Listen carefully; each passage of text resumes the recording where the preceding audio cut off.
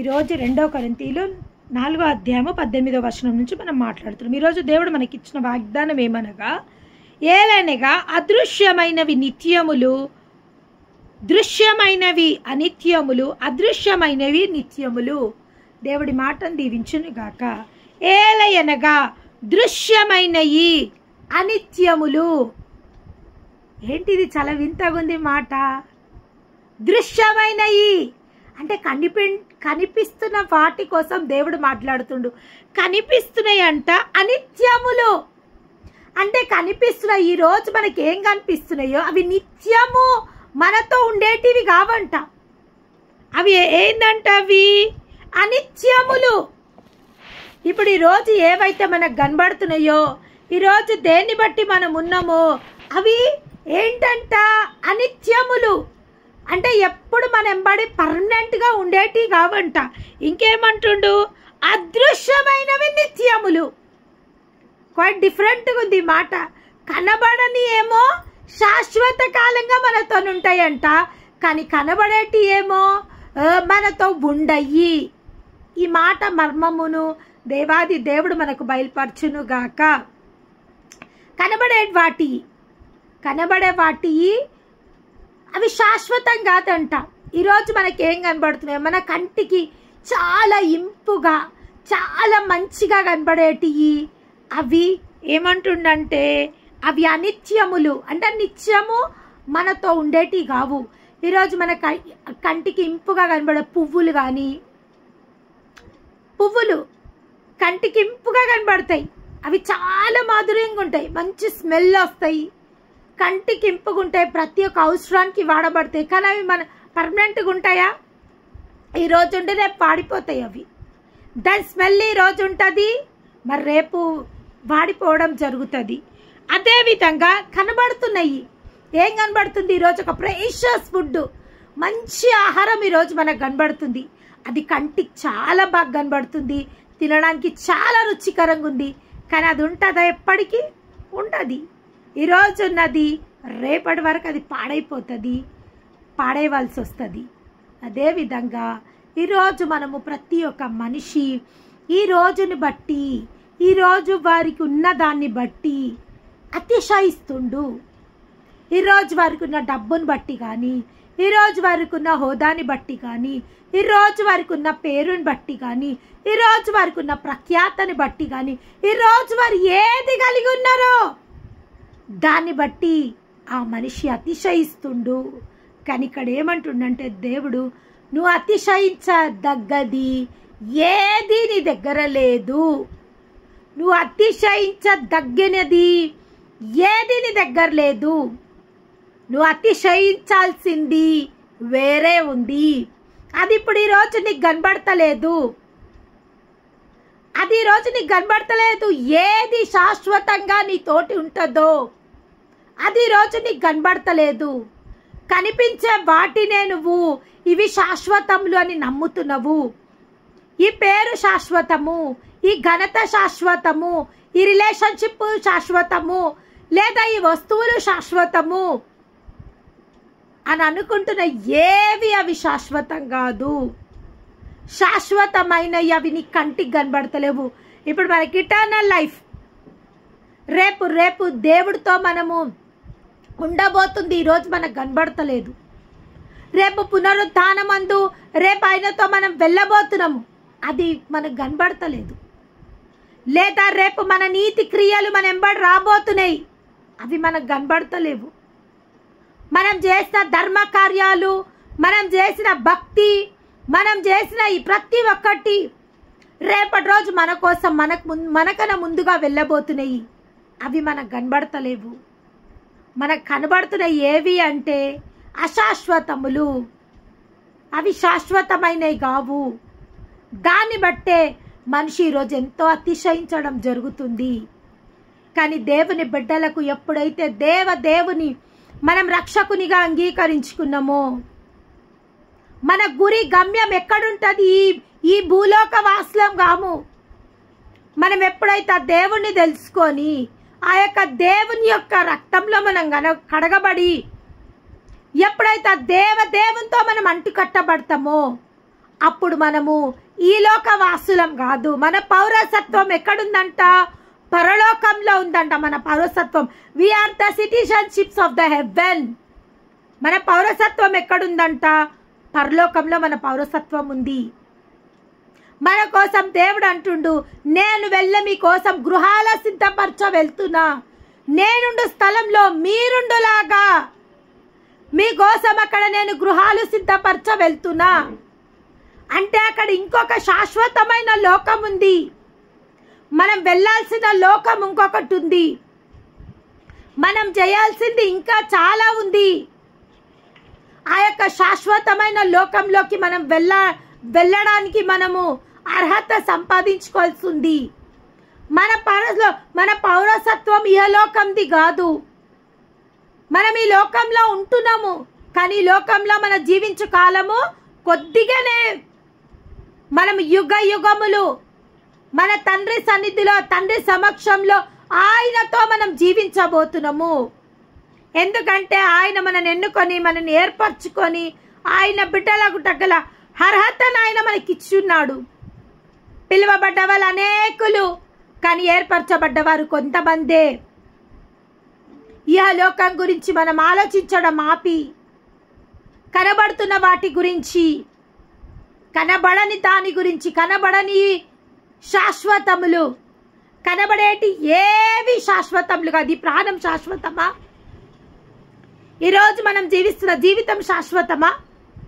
కానీ ఎప్పుడైతే మనం పరలోకంకి వెళ్ళిపోతామో యుగ యుగములు మనం తండ్రితో ఉండబోతున్నామంట. ఇక్కడ ఎన్ని రోజులు మనం ఉండబోతున్నామో మనకు తెలియదు. ఎప్పుడు ఈ లోకంలో మనం కన్ను మూస్తామో మనకు తెలియదు. కానీ మన గురి గమ్యం ఏముండాలా? ఈ లోకంలో మనం కళ్ళు మూస్తే పరలోకంలో మనం కళ్ళు తెరవబడాలా. భూలోకంలో మనం కళ్ళు మూస్తే పరలోకంలో మనం కళ్ళు తెరవబడాలా. దేవుడు మన కోసం సిద్ధపరిచిన ఆ పరిశుద్ధ పట్టణంలో ఆ యొక్క మన కోసం అని మ్యాన్షన్స్ అంట. పరలోకంలో ఏమున్నాయంటే మ్యాన్షన్స్. ఇక్కడ మనకు ఉండడానికి ఒక సొంతం ఇల్లు లేకపోవచ్చు, లేదా ఇక్కడ మనము ఏంటంటే రేకుల ఇళ్ళల్లో ఉండొచ్చు, లేదా ఇక్కడ మనము మట్టి గోడల మధ్యలో ఉండొచ్చు. కానీ ఆయన బిడ్డలకంట పరలోకంలో మ్యాన్షన్స్ ఉన్నాయంట.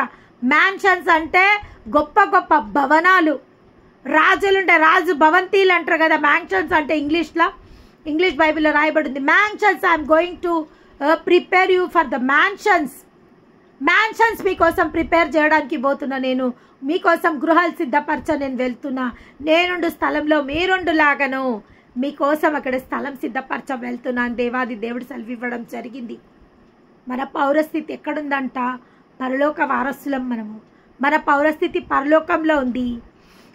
మన లోకం అంతా ఇహలోకంలో మనం ఉండేది కొన్ని రోజులే, కానీ శాశ్వత లోకమైన పరలోకంలో యుగ యుగములు దేవునితో మనము ఉండబోతున్నామని దేవుడు ఈరోజు సెలవివ్వడం జరుగుతుంది. ఇంకేమంటుండంటే, కావున మేము అధైర్యపడము, మా బాహ్య పురుషుడు కృషించినను అంతరంగ పురుషుడు దినదినము నూతన పరచబడుచున్నాడు.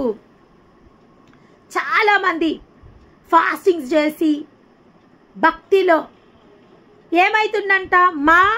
మా యొక్క కావున మేము అధైర్యపడము, మా బాహ్య పురుషుడు కృషించినను అంతరంగ పురుషుడు. చాలా రోజులు మనం ఫాస్టింగ్స్ చేస్తే ఏమైపోతాం? మనం చాలా వీక్ అయిపోతాము, చాలా బక్కగా అయిపోతాం. చాలామంది మనని గమనించడం జరుగుతుంది. అయ్యో ఏంది చాలా బక్కగా అయిపోతుంది. ఏంటంటే మనం స్పిరిచువల్గా గ్రో కావడం కోసము మనం ఎప్పుడైతే మనం ఫాస్టింగ్స్ ఉంటామో ఏమైతే మన దేహం అంతా వీక్ అయిపోతుంది, మనం వెయిట్ లాస్ అవుతాము. కానీ అదే సందర్భంగా ఏ కార్యం నిమిత్తం అయితే మనం ఉపవాసం ఉంటున్నామో ఆ ఉపవాసాన్ని బట్టి మనము దేవుని వాక్యాన్ని ధ్యానించి దేవునితో సమయం గడపడం వల్ల దేవుడు గొప్ప గొప్ప మర్మాలు ఆ ఉపవాసంలో మనల్ని బయలుపరచడం వల్ల ఈ దేహము వీక్ అయిపోయినా కానీ మన లోపటున్న అంతరంగ పురుషుడు ఏమవుతాడంట? స్ట్రాంగ్ అవుతాడంట. నిజంగా నా జీవితంలో కూడా అదే. నేను భయంకరంగా మైగ్రేన్తో బాధపడుతున్నా. ఒక్కరోజు కూడా నేను ఫాస్టింగ్ ఉండలేని పరిస్థితి. ఒక్కరోజు టైంకి నేను ఫుడ్ తినకపోయినా కానీ భయంకరమైన మైగ్రేన్ అటాక్ అయ్యాను. నేను అటువంటి స్థితిలో కనీసం ఫాస్టింగ్ ఒక్క ఫ్రైడే రోజు ఫాస్టింగ్ ఉండడానికి కూడా నానా బాధలు పడే నేను ఒకటే నిశ్చయించుకున్నా, ప్రభువా ఏది ఏమైనా పర్వాలేదు, ఇంకా నా జీవితం నీకు సమర్పించాలనుకుంటున్నా. కాబట్టి నా యొక్క బాహ్య శరీరము కృషించినను నా అంతరంగ పురుషుణ్ణి నేను ఎదిగించుకోవాలనుకుంటున్నానేసి నేను ఒక 1 ఇయర్ బ్యాక్ కంటిన్యూగా 100 డేస్ ఫాస్టింగ్స్ నేను చేయడం జరిగింది. ఎప్పుడైతే 100 డేస్ ఫాస్టింగ్స్లో నేను ఫస్ట్ 40 డేస్ అనుకున్నా, 40 డేస్ సక్సెస్ఫుల్గా దేవుడు నన్ను నడిపించిండు. మళ్ళీ ఇంకొక 40 డేస్, మళ్ళీ ఇంకొక 20 డేస్, కంప్లీట్ 100 డేస్ నేను ఫాస్టింగ్ ఉండడం జరిగింది. నేను వెయిట్ లాస్ అయినా, చాలా వెయిట్ లాస్ అయినా, కానీ దేవుడు నా కోసం 2 జూమ్లు ఓపెన్ చేసి ప్రతిరోజు నాకు ఒక మందిరాన్ని దేవుడు అనుగ్రహించి ఆ మందిరంలో వాక్యాన్ని అందించే కృప నాకు అనుగ్రహించుడు. నేను వీక్ అయినా, వెయిట్ లాస్ అయినా, నో ప్రాబ్లం. కానీ నా యొక్క అంతరంగ పురుషుడు ఆయన ఎదిగి నాకు ఆయన సేవ చేసే భాగ్యాన్ని ఇచ్చిండు. దేవునికి మహిమ కలుగును గాక. ఇక్కడ అదే రాయబడింది, కావున మేము అధైర్యపడము, మా బాహ్య పురుషుడు కృషించినను అంతరంగ పురుషుడు దినదినము నూతనపరచబడును. మేము దృశ్యమైన వాటిని చూడక, ఈ రోజు నుంచి దేవుడు ఏమంటుండంటే, మేము దృశ్యమైన వాటిని చూడక, మాకేది కనిపిస్తుందో దాన్ని చూడక, దాన్ని మేము ఆశించక, దాన్ని మేము కంపారిజన్ చేసుకోకుండా, దాని వైపు మేము ఆకర్షింపబడకుండా, శరీరాశ, నేత్రాశ, జీవపు డంబంల వైపు మేము ఆకర్షింపబడకుండా, మా యొక్క గురి గమ్యం ఎక్కడుందో, మన గురి గమ్యం ఎక్కడుందో దేవుడు సెలవివ్వడం చెప్తా. ఏమంటున్నాడంటే, మేము దృశ్యమైన వాటిని చూడక అదృశ్యమైన వాటిని నిదానించి చూచుచున్నాము. రాబోవు మహిమనంట మనం ఎట్లా చూడాలంట, నిదానించి, స్టెప్ బై స్టెప్ దేవుడు మమ్మల్ని ఈ విధంగా వాడుకోబోతుండు. ఆయన పరిచర్య మేము ఈ విధంగా చేస్తాము, ఈ విధంగా మేము ఆత్మలను రక్షిస్తాము, ఈ విధంగా మేము మనుషులను ఓదారుస్తాము, ఈ విధంగా ఆయన సత్య సువార్తను ప్రచురం చేస్తాం అనేసి స్టెప్ బై స్టెప్ మనము ఏ విధంగా ఇటర్నల్ లైఫ్లోకి మనము ప్రవేశిస్తామో దాని గురించి మనము ఆలోచించవలసిన వాళ్ళమై ఉన్నాము. మన యొక్క భక్తి జీవితం పెంచుకొని ఏ విధంగా దేవునికి ఇంకా దగ్గర కావాలనేసి ప్రణాళిక చేసుకునే వాళ్ళమై ఉన్నాము. ఇంకా ఏమంటుండంటే, నిదానించి చూచుచున్నాము గనుక క్షణమాత్రముండు మా చులకని శ్రమలు పాలున్నామా? ఈరోజు ప్రతిరోజు నేను మాట్లాడుతూనే ఉంటా, ఈరోజు శ్రమలు ఉన్నాయా? మీరు దీవింపబడతారు నిశ్చయంగా, ధన్యులు మీరు. ఈరోజు ఏమంటుండు, మా చులకని శ్రమ మా కొరకు అంతకంతకు ఎక్కువగా నిత్యమైన మహిమ, దేవుని నామానికి మహిమ కలుగును గాక. ఈరోజు ఎంతమంది శ్రమలు ఉన్నాయో వారందరి కోసం దేవుడు ఒక శుభవార్త చెప్పడం జరుగుతుంది. శ్రమల గుండా మీరు వెళ్తుండ్రా? ఇక్కడ ఏమంటుండు దేవుడు, మా చులకని శ్రమ మా కొరకు అంతకంతకు ఎక్కువగా నిత్యమైన మహిమ భారమును కలగజేయుచున్నది. దేవుని నామానికి మహిమ కలుగును గాక.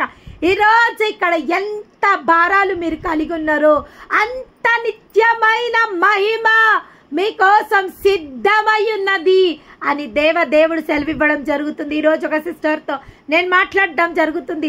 భయంకరంగా సిస్టర్ శోధింపబడుతుంది, అసలు తట్టుకోనికి వీలు కాకుండా శోధింపబడుతుంది. నేను తనతో ఒక్కటే మాట సెలవివ్వడం జరుగుతుంది, మన పౌరస్థితి ఇక్కడిది కాదు సిస్టర్. దేవుడు మన పౌరస్థితి, మన పరలోకం. దేవుడు మనం పర్వాలేదు, వాళ్ళు అవమానపరుస్తుండ్రా పర్వాలేదు, నిందిస్తుండ్రా పర్వాలేదు, నేను తనకు ఒక్కటే మాట అన్నా, మీరు వారిని దీవించండి, బహుబలంగా దీవించండి. వారిని ఎట్లా దీవిస్తానంటే వాళ్ళ కోరికని సిద్ధింపజేసి వాళ్ళ ఆలోచనలు యావత్తును సఫలపరచండి ప్రభువా అని. మిమ్మల్ని అవమానపరచే వారిని మీరు దీవించండి, మిమ్మల్ని నిందించే వారిని మీరు దీవించండి. ఈ మెట్టుకు మీరు రాగలిగినరు అంటే మీ పక్కకు 1000 మంది పడినా, మీ గుడి ప్రక్కకు 10,000 మంది పడినా అపాయం మీ వద్దకు రాదు అని తనకు చెప్పడం జరిగింది. దేవుని నామానికి మహిమ కలుగునుగాక. అవును, చెప్పే నాకన్నా పాటించే మీరు బహుధన్యులు. చెప్పడం చాలా ఈజీ. ఎవరికైనా చెప్తాం మనము, అయ్యో క్షమించండి, అయ్యో ఇట్లా చేయండి అట్లా చేయండి అని మనం చెప్తాము. కానీ చెప్పడం కల్లా చేయడం చాలా కష్టం. కానీ ఎప్పుడైతే మనం అది చేయడానికి ప్రయాసపడి చేయడంలో సక్సెస్ అయినామంటే మనము దేవుడు ఒక్కటే చేసిండు. నేను తనకు చెప్పడం జరుగుతుంది, దేవుని కూడా చాలా హింసించిండు, దేవుని కూడా చాలా అవమానపరిచిండు. కానీ దేవుడు ఎవ్వరిని శపించలేదు.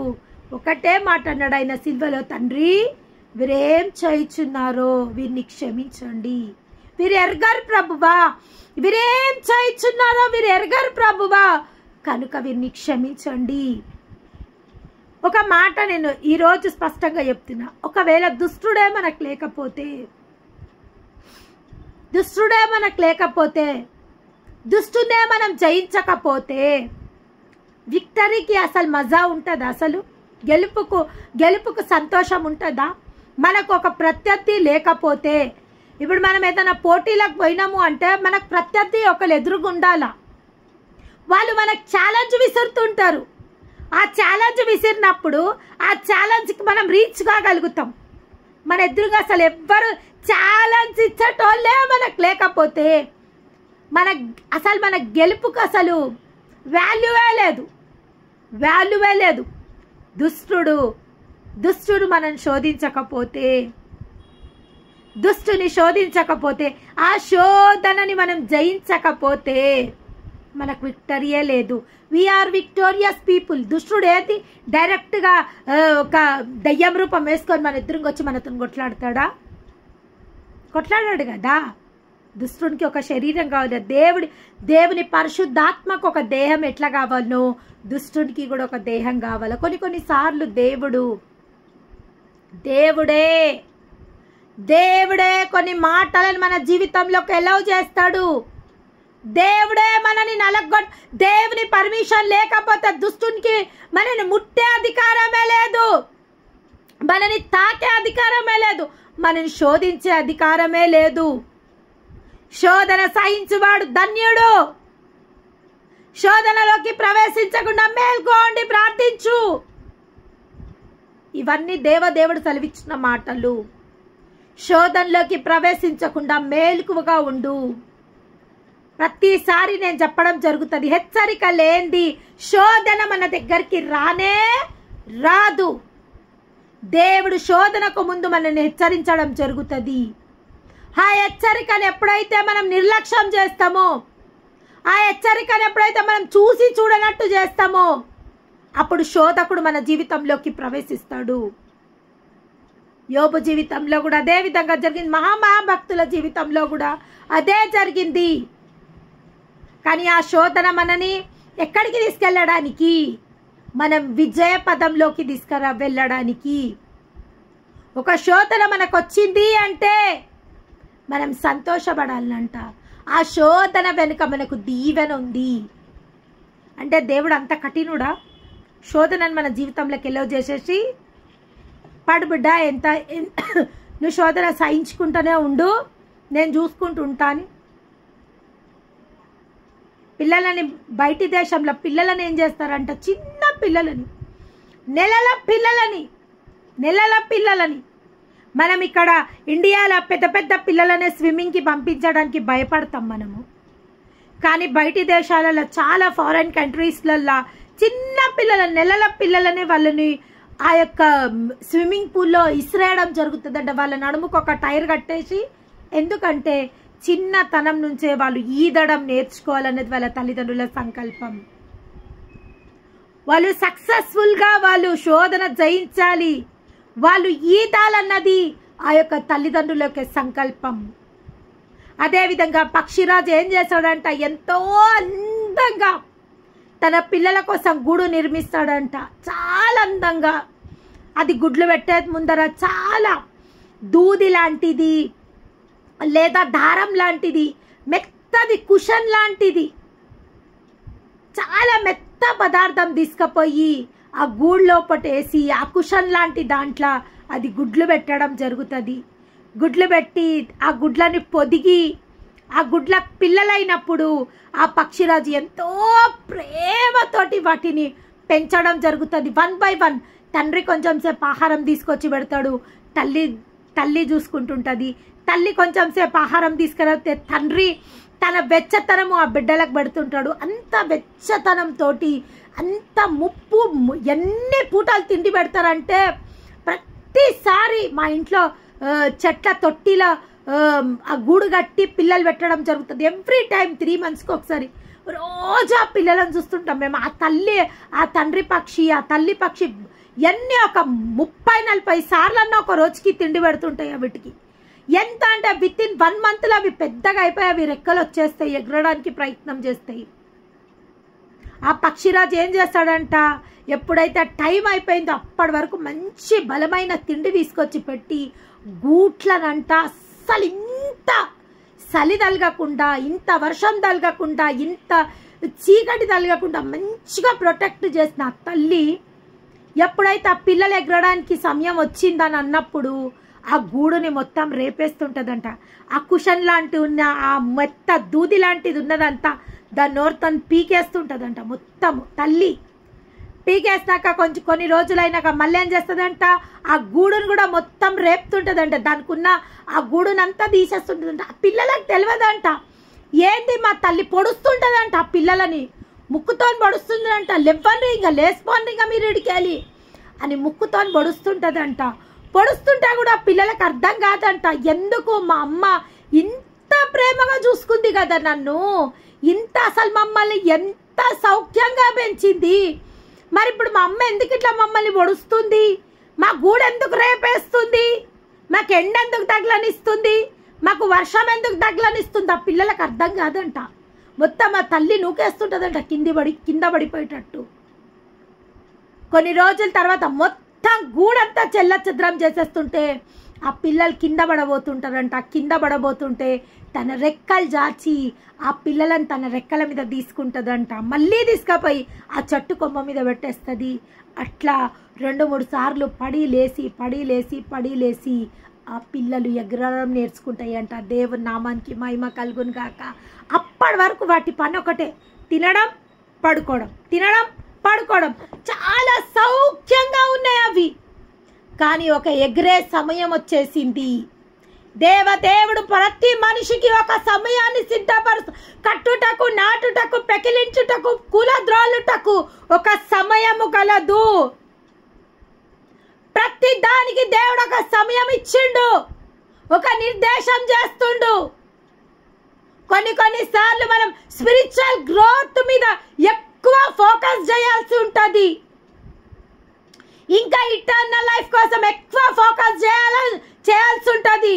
అప్పుడు దేవుడు మనకు మన చుట్టుపక్కల ఉన్న రిలేషన్స్ అన్ని కట్ చేయడం స్టార్ట్ చేస్తాడు. ఎందుకంటే మన ఫోకస్ డైవర్ట్ అయ్యే సమయం వచ్చింది, అయిపోయింది.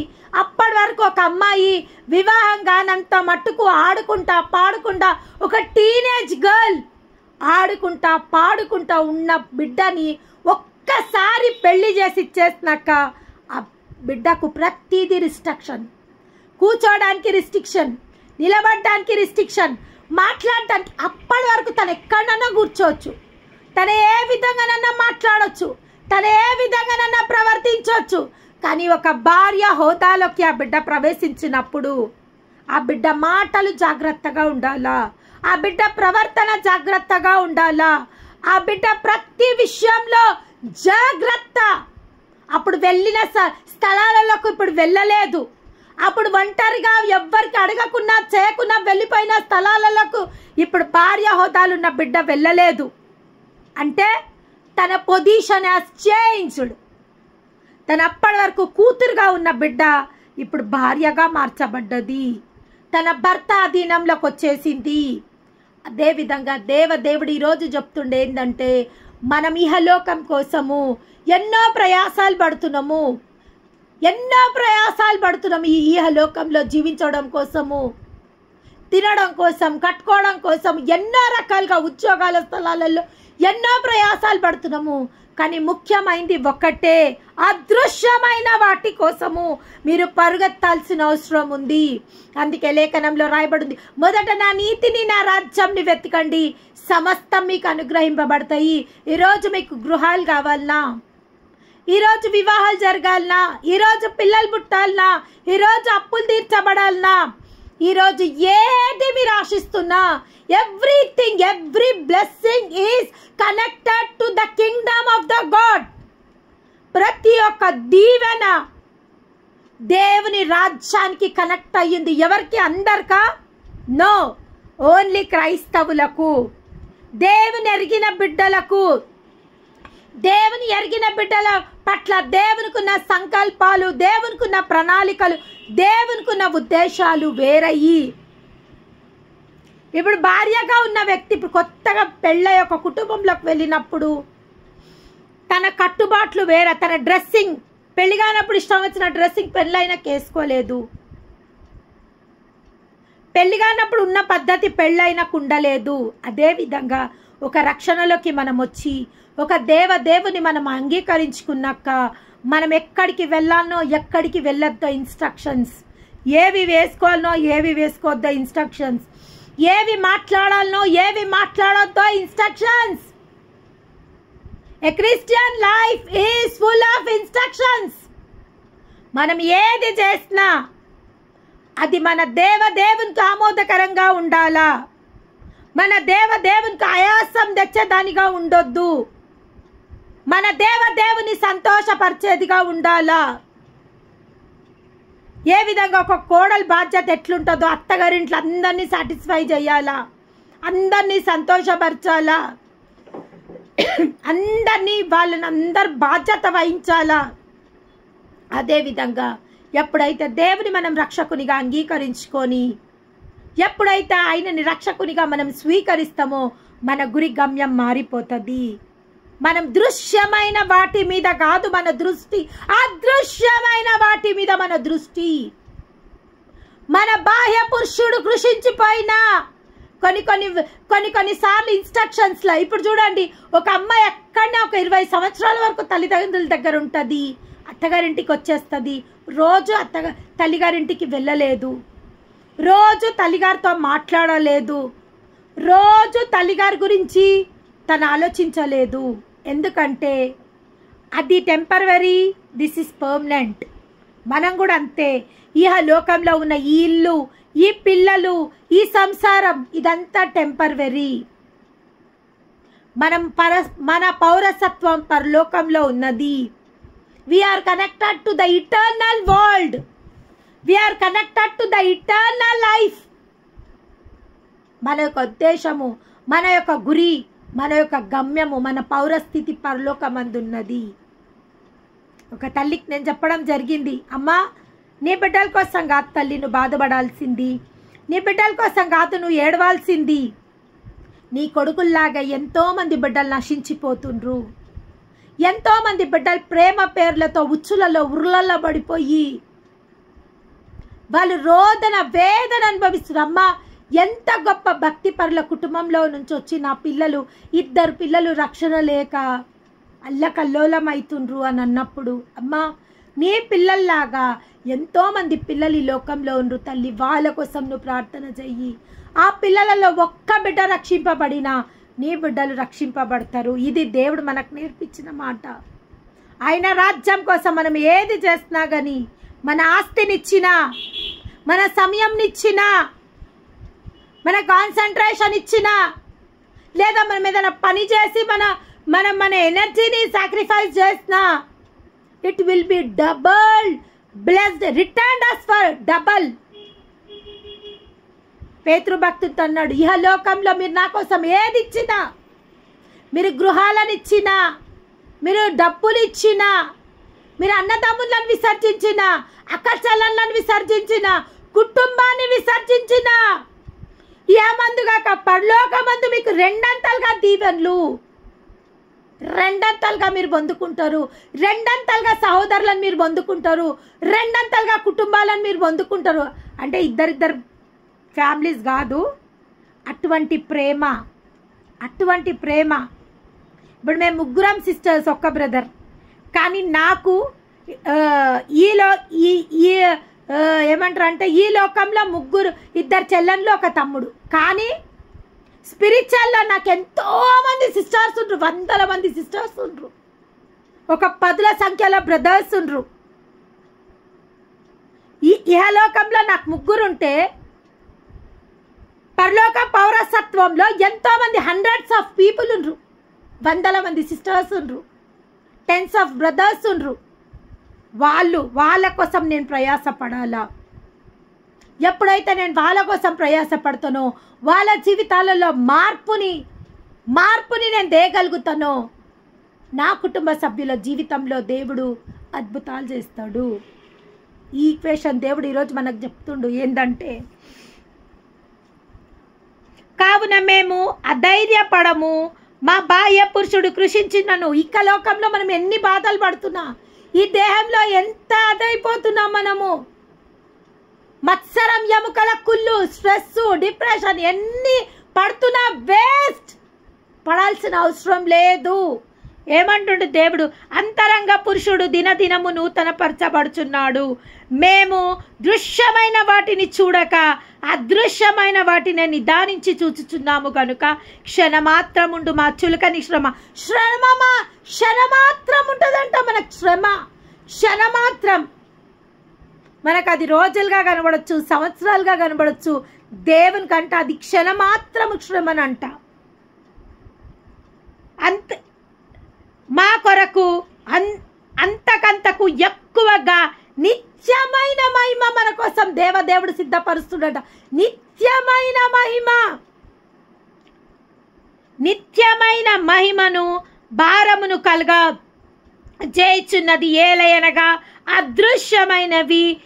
దృశ్యమైనవి నిత్యములు, అనిత్యములు. అదృశ్యమైన నిత్యములు. దృశ్యమైనవి కనిపించేటి అనిత్యములు. ఈరోజు మనకు కనిపించేటి ఏవి మనకు శాశ్వతంగా ఉండయి. కనిపియనియే మనకు శాశ్వతంగా ఉండబోతుంది.